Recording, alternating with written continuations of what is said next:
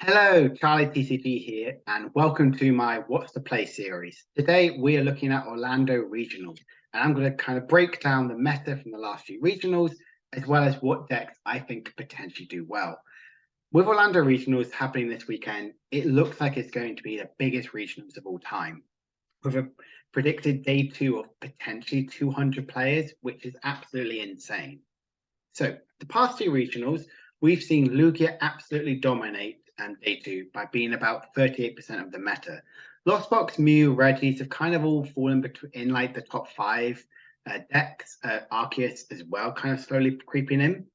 But I would say Lugia is still going to be the deck to watch out for going into it. Mew, after it just won the regionals, I think still has a real strong chance of doing really, really well. Looking at some of the top decks I'm going to show you today, Drapion doesn't really focus a lot in the decks. So potentially Mew can sneak back in for another win if we don't respect it. Lost Box does gain a few new tools because as much as I'm looking at the past two regionals, we are going into a new format, but Crown Zenith doesn't add a ton. You've got your Skysteel Stone and your Zamazenta to add into Lost Box. Technically, Radiant Eternatus can become its own archetype, but focusing also in Lost Box style decks. So there's not like a huge amount of play toys in this new format. But that's why we're looking into these ones here. I say Lost Box, I think the Ray build is definitely going to be a much stronger version. And as you can see in the past few regionals, it kind of is reflecting that in the Lost Box decks. We have had some surprise ones like Eternatus, Xander's Control, also like Goodra kind of rising in popularity weirdly, and even like Dialga. So these are kind of what I can see. I think going into Orlando, I see the numbers for Lugia and potentially Lost Box and Mew not really changing. I would still say about 50% of the day two meta, potentially even the day one meta for Lugia being like 50%, but it's going to be potentially some people's first regionals, and it's absolutely going to be a massive event. So that is something we could potentially see. So right now I want to show you some of the decks I think are going to do well. So this is the Lugia VSTAR deck that did get top 4 in list pools recently. And as you can see on the right, I've kind of like highlighted how Lugia is done, including the IC wins. This is all the best performance is done in from Silver Tempest on. So it's 1-2 events, came second and 1. And then you can see it's got really good top 8, top 4 numbers and insane numbers for top 16 and top 32, showing how dominating this deck really is becoming. So also, and it's always adapting, like it constantly adapts to see what can it be. Right, I now need to be Duraludon. How can I beat that? I can run Path, but oh wait, I can now run Cancer Cologne, play Irida or Skylar to really utilize that. So we're seeing that popular coming up now. Irida and Skylar, the debate about that. Ford is saying that Skylar's better because you can get your boss's orders for next turn, but I see that potentially be disrupted from like a Roxanne or a Marnie, whereas Irida can get you like Luminion, which technically is also boss, and like your niche one of item cards, which you might need. So Lugia doesn't really change a lot. I would say this list is really, really optimal to what it has: the Stoutland V, the Raikou, the Yveltal, and Charizard. There's like some single prize attackers. And then you've obviously got the Dunsparce and Manaphy, really respecting of that, which I really, really like, as well as the double Luminion, I think works a lot better in the Irida build. So this is a real bog standard Lugia list, which I can see do well. And as you can see the results, it's constantly getting the results to reflect it being the best deck right now in the format. Next, I want to talk about Mew VMAX.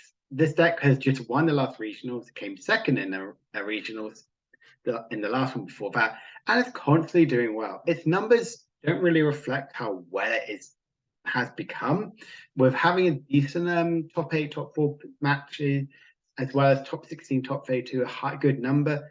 With this list winning, I can see this being like a build which people are going to test against or potentially try and adapt. The Lost City, Path to Peak, as well as the Collapse, really helps with your matchups against Regis, can help your matchups against Lost Box as well. Big Parasol as well to help against some sneaky Yveltal games, as well as the Path to Peak, the constant like the Forest of Stone, Path to Peak, slowing down the Lugia, slowing down potentially Mirror Match, as well as you have the Lost Vacuum.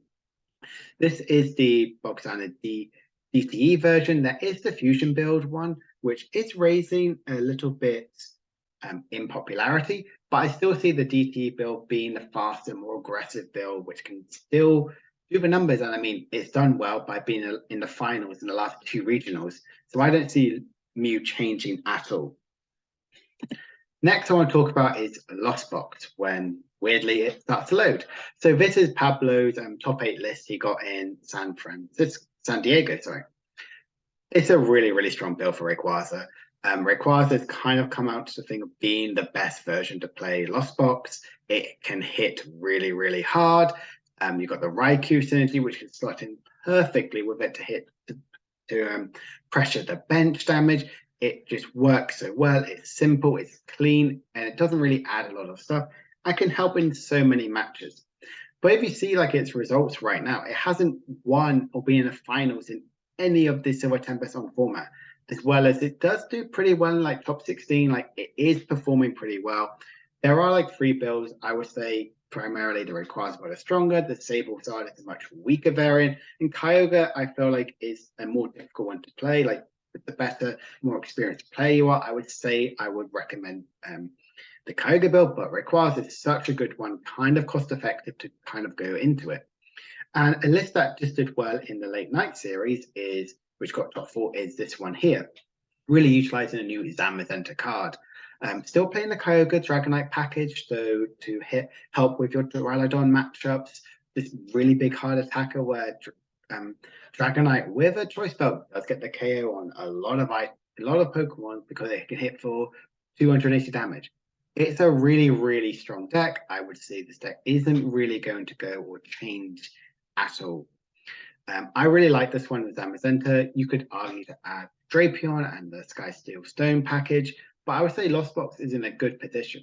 Potentially with the push of Sky Steel Stone and Zamazenta, it could maybe push its way into a finals or even a top 4, top 8. I could see Lost Box definitely doing really well. But with how many energies you have to run, sometimes you can get, as they say, Lost Box hands. So again, you just have to really kind of test Lost Box as much as you want. This isn't really a deck which you can just pick up and go, oh, I'm just going to play this the night before. You have to really put some work in, understand the list, and then eventually you'll feel more confident in the list. The one deck which I feel has come out of nowhere, which has done really well, is Goodra VSTAR. This is Stefan's list where he got second in Liverpool past few weekends ago. But you can see it's only had a second place, it's meant to say top 8 places in the top 4, and a top 32 place. So it's got some decent results in the last few regionals. But this one doesn't play Battle VIP Pass. It's kind of focusing more on quick ball and capture energies to really get the Pokemon out as quick as possible. It does play the Drapion package, but it's not playing the VIP. It's not playing any Evolution Incense or Ultra Ball. So the only way you're getting into Goodra is by drawing into it. Stefan also released an article, which I'll probably link in the description below, which talks all about Goodra VSTAR, which is really, really insightful. And Goodra VSTAR is rising popularity in the online tournaments. Never really take like what's doing well on the online as like, oh my word, this is what's going to happen, because not every single player plays online. Not every player is kind of always online. So I would say definitely this is something to consider as a good thing to go against. Definitely test against it, because Goodra can just wall against stuff by effectively hitting for 200 but reduce attacks by 80. It's a solid wall. You can heal with the Moisture Star. So I would say Goodra is definitely something to test against. Final deck I want to talk about is Reggie's. This is Rahul's top 16 list from Liverpool. Again, looking at the results, it's only really had top 8s in this format, which is crazy how well it's done in the Lost Origin format onwards. But in this one, it's not doing as well as it probably should have. It is playing the path, the Cape of Toughness, the shoes. It's running everything you could potentially see on a Reggie's. Reggie's is this in a really good spot. It can do really well. It can hit hard. It can put pressure on. And being a single price deck, it just has all of that versatility. I think Regice and Regirock is pretty strong. And obviously the Lecky is the strongest of the Reggies. But yeah, I would say Reggie's is in a really good spot and situation going into the tournament. My final thoughts are going to be just looking at what I really think Crown Zenith cards are going to be impactful. These are the three which I think are going to get, like, whether it be in a top 8 place. I could see Skysteel Stone out all of these cards being in a top 8 deck.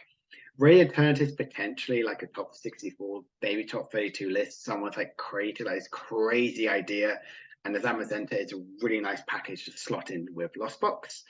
But I would think that Lugia is still going to be the most dominating list deck. I could see Mew kind of slowly rise because we're not seeing as much Drapion potentially, and Lost Box with some of its new tools finally maybe gain its win. Anyway, those are some of my thoughts about showing you what decks have done well, how I feel like some of them might perform, as well as some predictions to how I think it could go. Anyway, let me know what you think of this video. If you've got any of your predictions, comment down below and we'll see how well we are right. Will Lugia dominate this? Could we see a Raging Alternative make it into a finals? That's going to be an absolutely wild one. Next week, I'm going to discuss about how this regional is going to affect the Oceanic International Championship next week. So stay tuned to that. And yeah, see you guys soon. Bye for now.